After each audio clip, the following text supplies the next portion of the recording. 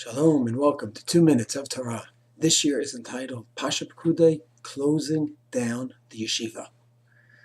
Pikudai begins with an interesting expression, Pikudai, Mishkan Ha'edut, the tabernacle of testimony.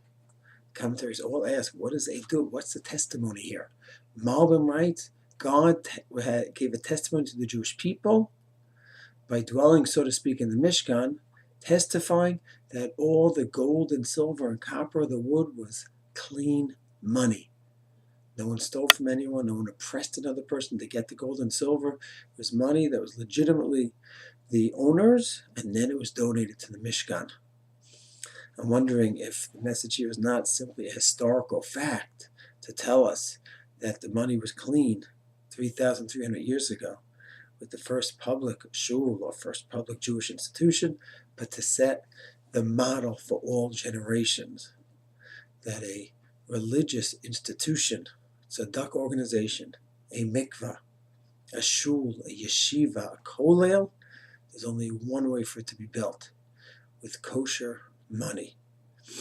And if there's any place, any way along the way, any problems with the funding, she was trying to raise money legitimately, and there's some issues with taxes, with this, with that, and there's a choice possibly to list different amount of students in the yeshiva, not exactly the right amount, but it's in order to keep the yeshiva going, to keep it alive. No one's pocketing the money. It's all just going for food for the Talmidim.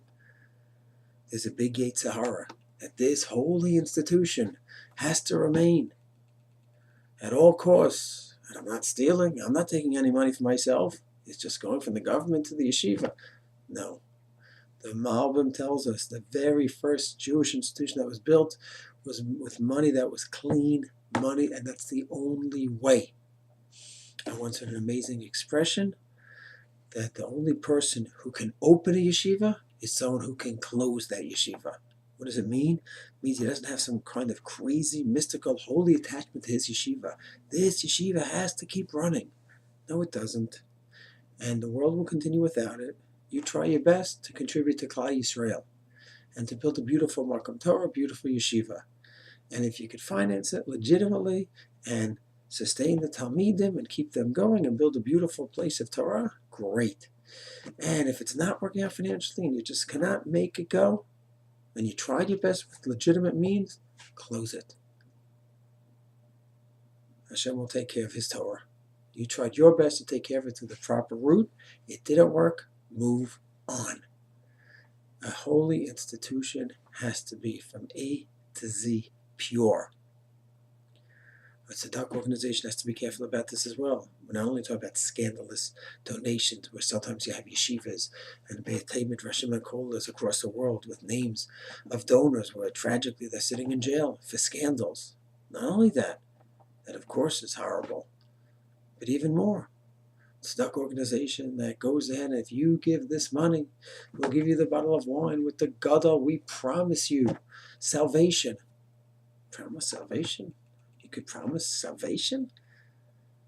You could say that people who give tzedakah often are blessed with Hashem and from Hashem in this world, but there's not a guarantee that anyone could guarantee.